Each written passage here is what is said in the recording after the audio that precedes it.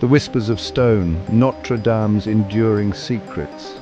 In the heart of Paris lies an endless legend. Notre-Dame isn't just stone, it's a magical hall of secrets and curiosities spanning 850 years of history. My friends, we find ourselves drawn, as so many have been for centuries, to a silhouette that has defined a city, a nation, and indeed an epoch of human endeavor. Notre-Dame de Paris. Even its name resonates with a profound sense of history and artistry. As the first light of dawn kisses its ancient facade, one cannot help but feel a stirring, a sense of connection to the countless souls who have passed beneath its towering spires and gazed upon its magnificent glazed windows. This is more than a cathedral, it is a chronicle etched in stone, a testament to faith, resilience, and the enduring power of human creativity. For over 8.5 centuries, this grand edifice has stood sentinel on the Ile de la Cite, an island cradled by the river Sainte. It has witnessed coronations and revolutions, moments of profound joy and devastating sorrow. It has inspired poets, painters, and pilgrims alike. But beyond its well-documented history, beyond the familiar images that grace postcards and guidebooks, are layers of mystery, curious tales, and astonishing discoveries that continue to unfold. It is these hidden narratives, these whispers from the past, we shall explore together on this journey. Join me as we peel back the layers of time to uncover the secrets held within these hallowed walls and perched upon its very structure. We shall look closer, listen more intently, and perhaps come to understand a little more about the enduring magic of Notre-Dame. From the grotesque to the sublime, from the earth beneath its foundations to the heavens its spires once pierced, a world of wonders awaits. Let us venture forth into this magical hall of secrets and curiosities, a place where every stone seems to breathe with the weight of 850 years.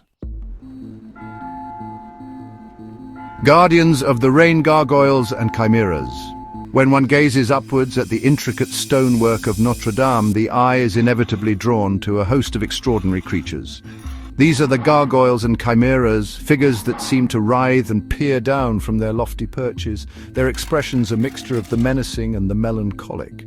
You might initially think these frightening faces are mere decorations, elaborate flourishes of a Gothic imagination, designed simply to impress or perhaps to intimidate. But, as is so often the case with structures of such antiquity and complexity, there is a deeper, more fascinating story to be told. A tale of function, fantasy, and artistic license that spans centuries. Originally, the true gargoyles of Notre-Dame, and indeed of many medieval cathedrals, served a crucial practical purpose. Their primary role was architectural, ingeniously designed as decorative waterspouts.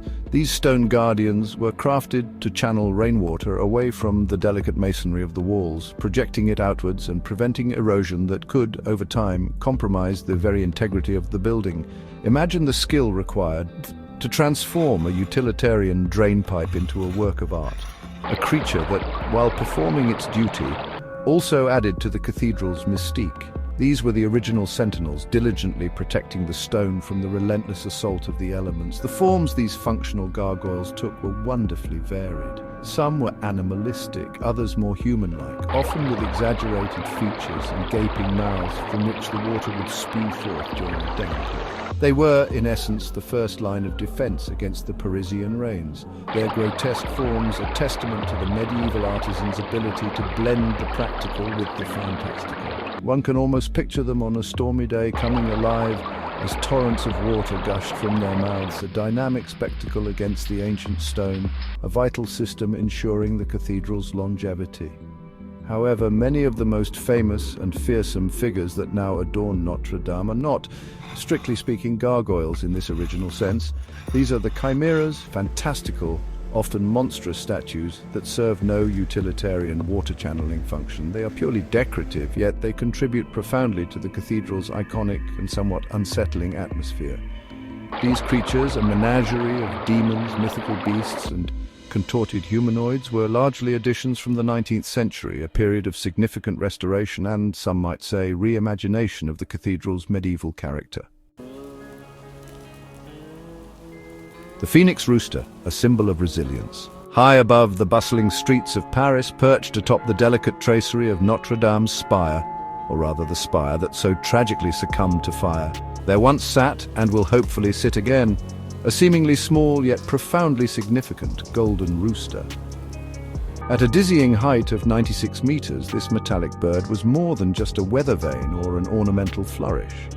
It was in fact a sacred reliquary, a guardian of some of Notre-Dame's most precious and holy treasures, a silent witness to centuries of Parisian life unfolding far below its lofty vantage point. Inside this unassuming golden rooster, carefully concealed from the world, lay three relics of immense spiritual importance to the cathedral and to Christendom. Firstly, a fragment believed to be from the crown of thorns, the very crown said to have been placed upon the head of Jesus Christ during his passion. Secondly, relics associated with Saint Denis, the patron saint of Paris, a figure pivotal to the early history of Christianity in France. And thirdly, a relic of Sainte Geneviève, the patron saint of Paris, revered for her piety and her role in protecting the city from invasion. The rooster therefore served as a spiritual lightning rod, a protector of the city and its people. The placement of these relics so high above the cathedral was deeply symbolic. The rooster itself is an ancient Christian symbol, representing vigilance. The rooster crows at the dawn, heralding the light and dispelling darkness, and also, fittingly, resurrection, as it greets the rising sun each day. By housing these sacred items within the rooster, it was as if their protective aura was being cast over the entire city of Paris, watching over its inhabitants from the highest point of its most significant spiritual edifice. It was a beacon of faith, glinting in the sun, a constant reminder of the sacred history intertwined with the city. Then came that fateful day, April 15th, 2019. As flames engulfed the ancient wooden framework of Notre-Dame's roof and the magnificent spire, a collective gasp of horror was felt around the world. The spire, a 19th century masterpiece by Viollet-le-Duc, leaned, buckled, and then tragically collapsed into the inferno below. With its fall, many feared the worst for the golden rooster and the precious relics it contained. The intense heat, the crushing impact, it seemed impossible that such a delicate object could survive such a cataclysm. The loss was felt not just as an architectural tragedy, but as a spiritual blow. In the days and weeks that followed, as the smoke cleared and the painstaking work of sifting through the rubble began, a sense of profound sadness and uncertainty hung over the site. The cathedral was scarred, its heart exposed, and the fate of many of its treasures was unknown. The golden rooster, once a shining symbol high above, was now buried somewhere amidst the charred timbers and fallen stone. The heart of France, Kilomètre Zéro.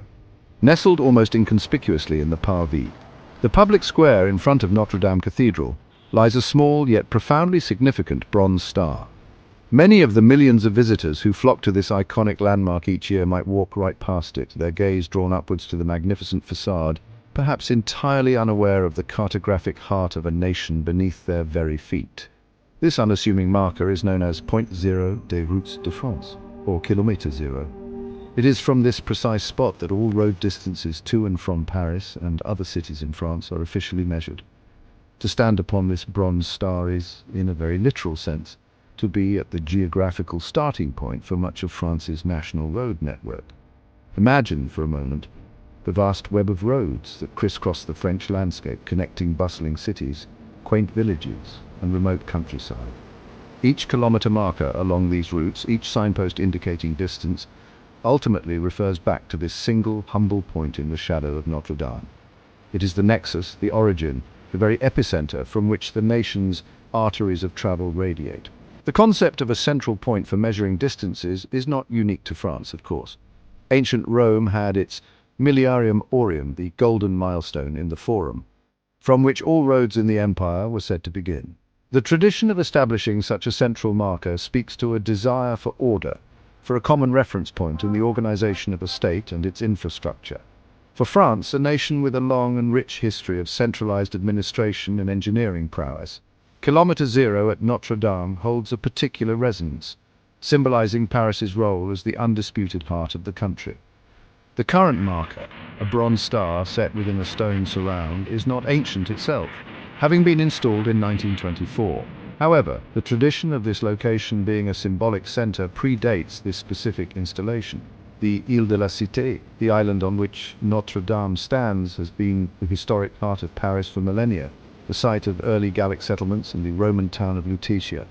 Placing Kilomètre Zéro here, in front of the nation's most iconic cathedral, reinforces the deep historical and cultural significance of this particular patch of land.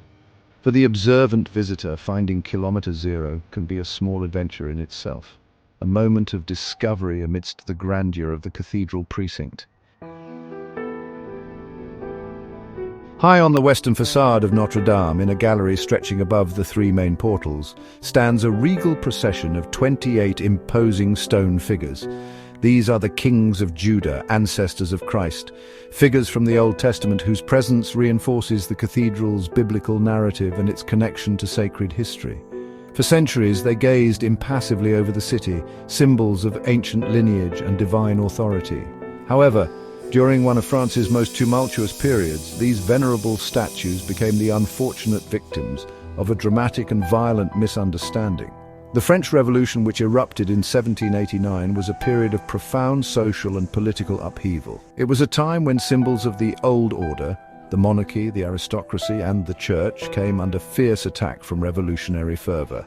In the charged atmosphere of Paris, where anti-royalist sentiment ran particularly high, the stone figures adorning Notre-Dame's facade were tragically misidentified. The enraged mobs, in their zeal to eradicate all vestiges of kingship, mistook these biblical kings for actual French monarchs, believing these statues to represent the hated lineage of French kings who had, in their view, oppressed the people for centuries. The revolutionaries took decisive and brutal action. In 1793, during the height of the Reign of Terror, these magnificent sculptures were pulled down from their niches. Not content with merely removing them, the mobs then proceeded to symbolically behead each one, mirroring the fate of King Louis XVI, who had been guillotined earlier that same year. The severed stone heads were then discarded, and the defaced statues largely forgotten in the chaos of the times. The devastating fire of April 2019, while a tragedy of immense proportions, inadvertently opened a new window into Notre-Dame's distant past. As engineers and archaeologists began the delicate task of assessing the damage and preparing for reconstruction, particularly around the area where the spire had collapsed and pierced the ancient vaults, they made a series of unexpected and quite remarkable discoveries. Buried beneath the cathedral floor, undisturbed for centuries, lay secrets waiting to be unearthed, offering tantalizing glimpses into the lives and deaths of individuals connected to this sacred space. Among the most intriguing of these finds were two lead sarcophagi, or coffins, of distinctly different shapes and likely from different periods. Their presence was not entirely surprising, as cathedrals of Notre-Dame's stature often served as prestigious burial sites for clergy, nobility, and other important figures. However, the specific nature of these coffins and the remains they held promised to add new details to the cathedral's human story, a story that extends far deeper than its visible architecture. The earth beneath Notre-Dame, it seemed, was as rich in history as the stones above. One of these lead coffins, anthropomorphic in shape, meaning it was roughly formed to the outline of a human body, immediately captured the imagination of the researchers and the public. It was given the evocative nickname the Knight, partly due to its presumed occupant's status and the era from which it was thought to originate. The catastrophic fire that ravaged Notre-Dame in April 2019 did not only inflict visible scars upon its ancient structure, it also unleashed an invisible yet significant peril upon its immediate surroundings and, to some extent, the wider Parisian environment. The inferno consumed vast quantities of the cathedral's roof and spire, which were constructed with hundreds of tons of lead.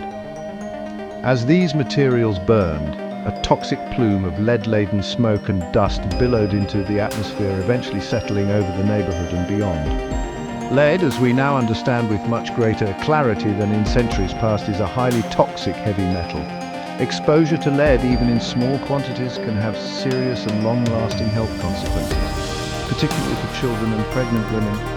It can affect brain development, the nervous system, and various organs. The realization that such a vast amount of lead had been aerosolized and dispersed raised immediate and grave concerns for public health in one of the world's most densely populated cities. In the immediate aftermath of the fire, the priority was, quite rightly, to secure the structurally compromised cathedral and to ensure the safety of the emergency responders. However, as the dust began to settle, quite literally, attention turned to the environmental contamination. Initial tests in the areas surrounding Notre-Dame, including public parks, schools, and residential buildings, revealed elevated levels of lead dust, far exceeding safety thresholds recommended by health authorities. This triggered a significant public health alert and the need for swift, comprehensive action. And so our journey through the lesser-known corridors of Notre Dame's story draws to a close, yet the cathedral itself remains an endless source of discovery.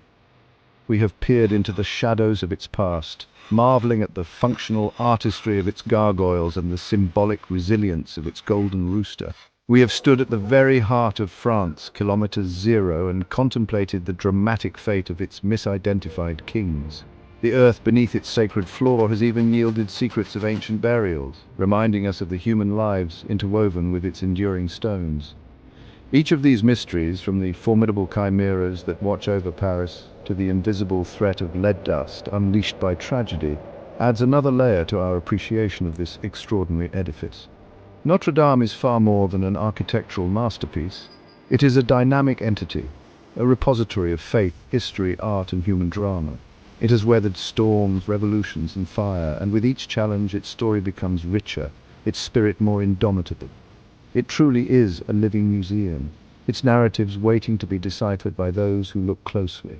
The secrets of Notre Dame are not finite. They continue to unfold, revealed by research, by chance discovery, or by the simple act of looking at something ancient with fresh eyes. As its restoration progresses, who knows what further wonders or poignant tales might emerge from its venerable structure. The invitation is always there, to explore, to question, and to connect with the centuries of human experience embedded within its walls. This grand lady of Paris still has many stories to tell, and we, her devoted audience, can only listen in awe.